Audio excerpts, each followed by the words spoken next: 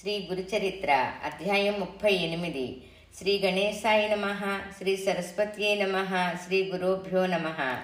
ప్రస్తావన: జ్ఞానము, కర్మ, భక్తి వేరు కావని, వాటి సమ్మేళనమే పరమార్థానికి మార్గమని ఈ 38, 39, 40 అధ్యాయాలు తెలుపుతాయి. దేవతలు తమను ఉపాసించిన వారి అభిష్టాలు నెరవేరుస్తారే కాని భస్మాసురునిలాగా వారిని సంస్కరించరు. సద్గురువు భక్తులకు శ్రేయస్కరమైనది మాత్రమే ప్రసాదిస్తూ తమ లీల చేత వారిని మోక్షార్హులను చేస్తాడు. సద్గురువు భక్తి వల్లనే జ్ఞాన, భక్తి, కర్మలు సిద్ధిస్తాయి. శ్రీ గురుని వంటి సద్గురువు ఆజ్ఞాపించినప్పుడే వ్రతాదులు సార్థకమవుతాయని ఒక పేద శిష్యుడు, ఒక గొడ్రాలు, ఒక కుష్ఠరోగి యొక్క అనుభవాలు తెలుపుతాయి. ఆ యత్నాలే వారు ఆజ్ఞాపించక ముందు నిష్ఫలమవ్వటం గమనార్హం. సద్గురువు అనుగ్రహం వల్లనే సావిత్రి మరణించిన భర్తను తిరిగి బ్రతికించుకున్నది కానీ వ్రతాల వలన కాదు. కథారంభము: నామధారకుడు: స్వామి, శ్రీగురుడు ఉపదేశించిన కర్మానుష్ఠాన రహస్యం మీ నుండి విని ధన్యుడునయ్యాను. ఇక దయచేసి అటుపై జరిగిన శ్రీగురుని వృత్తాంతం తెలపండి అని వేడుకున్నాడు. సిద్ధయోగిలా చెప్పసాగారు. నాయనా, నీ వంటి గురుభక్తుడు శ్రోత లభించినందువలనే శ్రీ గురు చరిత్ర తనివితీరా స్మరించుకునే భాగ్యం నాకు కూడా కలిగింది. శ్రీ గురుని కీర్తి అన్ని దిక్కులా వ్యాపించడం వలన శ్రీమంతులైన గురుభక్తులెందరో గంధర్వ నగరం వచ్చి వారికి భిక్ష, వారి ప్రీతి కోసం బ్రాహ్మణ సంతర్పణలు చేస్తుండేవారు. ఒకసారి కాశ్యాప గోత్రానికి చెందిన భాస్కర శర్మ అనే పేద బ్రాహ్మణుడు వచ్చాడు. అతడు తనతో 3 మాత్రమే సరిపడే ధాన్యము మొదలైనవి మూటగట్టుకొని తెచ్చి శ్రీగురునికి నమస్కరించాడు. కానీ ఆ రోజు అందరితో పాటు అతనిని కూడా ఎవరో భక్తులు సంతర్పణకు ఆహ్వానించారు. అతడు తాను తెచ్చుకున్న మూట మఠంలో ఒక మూల ఉంచి భోజనానికి వెళ్ళాడు. రోజు ఇలానే జరుగుతుండడం వలన 3 మాసాలు ఇలాగే గడిచింది. అతన్ని చూచిన బ్రాహ్మణులందరూ, ఏమయ్యా బ్రాహ్మణుడా, నీవు వచ్చినదెందుకు? చేస్తున్నదేమిటి? నీవు భిక్ష ఇవ్వడానికి ముహూర్తం ఇంకా కుదరలేదా? పోనీలే, ఇక్కడ జరుగుతున్న సంతర్పణలో భోజనం చేసి ఇప్పుడు లావెక్కావు. నీకు ఇంటి వద్ద కంటే ఇక్కడే బాగున్నట్లున్నది. నీకు సిగ్గువేయడం లేదా అని ఎగతాళి చేయసాగారు. పాపమా భాస్కర శర్మ కొంతకాలం తనను కానట్లు ఇదేమీ పట్టించుకోకుండా కాలక్షేపం చేస్తున్నాడు. అతనిపై ఇట్టి విమర్శలు, నిష్ఠూరాలు పెరిగిపోయి ఒకనాడు ఆ విషయం శ్రీగురునికి తెలిసింది. ఆయన అది సహించలేక అతనిని పిలిచి, నాయనా, నీవు రేపు ఇక్కడనే స్వయంగా వంట చేసి మాకు భిక్ష సమర్పించు అని ఆదేశించారు. అతడు అంగీకరించి మరుసటి రోజు తెల్లవారుజామునే నిద్రలేచి నెయ్యి, పెరుగు సమకూర్చుకొని స్నానానుష్ఠానాలు పూర్తి చేసుకొని తాను తెచ్చిన ధాన్యంతోనే వంట చేస్తున్నాడు. ఆ సమయంలో వేరొక భక్తుడొచ్చి తాను ఆ రోజు శ్రీగురునికి భిక్ష చెయ్యడానికి అన్నము మొదలైన పదార్థాలన్నీ సిద్ధం చేసుకొని ఆహ్వానించడానికి స్వామి వద్దకు వచ్చాడు. కానీ శ్రీగురుడు తాము ఆ రోజున భాస్కర శర్మ ఇచ్చే భిక్ష తీసుకుంటామని, అతడు మరుసటి రోజు భిక్ష చేయవచ్చునని చెప్పారు.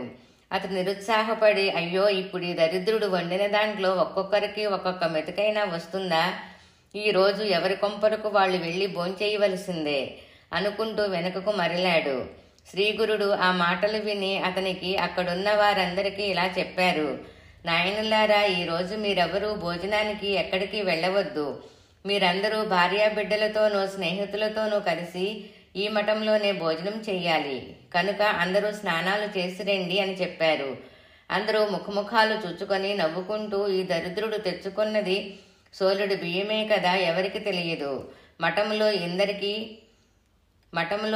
ఇందరికి భోజనం పెట్టడానికి అదేమి సరిపోతుంది అనుకుంటూ స్నానానికి వెళ్లారు. ఇంతలో శ్రీగురుడు భాస్కర శర్మతో, నాయనా, కొద్దిసేపట్లో అందరూ వస్తారు, త్వరగా సిద్ధం చెయ్యి అని చెప్పారు. అతడు వెంటనే మరో పొయ్యి కూడా వెలిగించి మిగిలిన వంటకాలు సిద్ధం చేసి అంతా సిద్ధమైందని స్వామికి విన్నవించాడు. అప్పుడు స్వామి నది ఒడ్డునున్న ఇతర బ్రాహ్మణులందరినీ ఆహ్వానించమని భాస్కర శర్మను ఆదేశించారు. అతడు అలాగే వెళ్ళి చెప్పగానే వాళ్ళు పకపకా నవ్వి, ఏమయ్యా, నువ్వు పెట్టినట్లే మేము తిన్నట్లే. ఈ రోజున మా ఇళ్లల్లో ఉన్నదేదో మేము భోంచేస్తాము. కానీ నువ్వు కనీసం శ్రీగురునికైనా కడుపు నిండా పెట్టగలిగితే అంతే చాలు, పో పో అన్నారు. భాస్కర శర్మ తిరిగి వచ్చి వారందరూ తనని ఎగతాళి చేసి భోజనానికి రామన్నారని చెప్పాడు. శ్రీగురుడు, నాయనా, మాకు బ్రాహ్మణులతో కలిసి భోజనం చేయడమే సమ్మతము, కానీ మీ మొక్కరమే భోజనం చెయ్యము అన్నారు. స్వామి నోటి మాట తప్పక జరిగి తీరుతుందన్న దృఢ విశ్వాసం గల భాస్కర శర్మ అది నిరూపించుకోదలిచి దీనంగా, స్వామి, నేనేం చేసేది? నేను మీరు ఆజ్ఞాపించిన ప్రకారం ఎంత బలవంత పెట్టినా వారు రావడం లేదు సరికదా, నన్ను ఆక్షేపిస్తున్నారు అన్నాడు. అప్పుడు ఆయన వెంటనే మరో శిష్యుని పంపి నది వద్దనున్న బ్రాహ్మణులందరినీ వెంట తీసుకురమ్మని ఆజ్ఞాపించారు. అతడు పరుగున పోయి శ్రీగురుని ఆజ్ఞగా చెప్పి అందరినీ ఆహ్వానించాడు. ఇక తప్పక అందరూ మఠం చేరుకున్నారు. శ్రీగురుడు వారందరితో, బ్రాహ్మణోత్తములారా, మీరందరూ మీ భార్యా బిడ్డలను తీసుకుని మఠానికి రావాలి. ఈరోజు ఇక్కడే 4000 మందికి సమారాధన చెయ్యాలి. అందరూ విస్తళ్లలో అన్నం కట్టుకొని తీసుకుపోవాలి అని భాస్కర శర్మతో, ఏమయ్యా చూస్తావేమిటి, లేచి నమస్కరించి అందర్నీ ఆహ్వానించు అన్నారు. అతడు వెంటనే లేచి నమస్కరించి వారందరూ సకుటుంబ బంధుమిత్రులతో కలిసి తాను చెయ్యనున్న సమారాధనకు విచ్చేసి తనను కృతార్థుడను చెయ్యమని వేడుకొన్నాడు. వారిలో కొందరు బ్రాహ్మణులు నవ్వి, ఓరి వెర్రి బ్రాహ్మణుడా, సిగ్గు లేకుండా తగుదననుకొని నీవు పిలిస్తే వచ్చామటయ్యా, నువ్వు చేసినది ఒక్కొక్కరికి ఒక్కొక్క మెతుకైనా సరిపోతుందా అన్నారు. అందరూ పెద్దలు వారిని వారించి, తప్పు, అతనిని నిందించవద్దు, ఇందులో అతని దోషమేమీ లేదు, గురువు చెప్పిన ప్రకారం చేస్తున్నాడు అని మందలించారు. భాస్కరుడు శ్రీగురుపాదాలను పూజించి ఆయనకు ఆరతిచ్చి విస్తళ్లు వేశాడు. అప్పుడు శ్రీగురుని ఆజ్ఞ కోరాడు. అంతటా శ్రీగురుడు అతనికి ఒక వస్త్రం ఇచ్చి దానిని వంటకాలపై కప్పమని ఆదేశించారు. అతడు అలా చేయగానే శ్రీగురుడు తమ కమండలంలోని నీరు అభిమంత్రించి ఆ వస్త్రంపై చల్లి వస్త్రం తీయకుండా వడ్డన చేయమని ఆదేశించాడు. వెంటనే భాస్కర శర్మ మరికొంతమంది ఆ వస్త్రం క్రింద నుండి పళ్ళాలతో వంటకాలు తీసుకొని తిరిగి వడ్డిస్తున్నారు. నెయ్యి కూడా దారలుగా వడ్డిస్తూనే ఉన్నారు. అది చూచి భక్తులందరూ ఆశ్చర్యచకితులయ్యారు.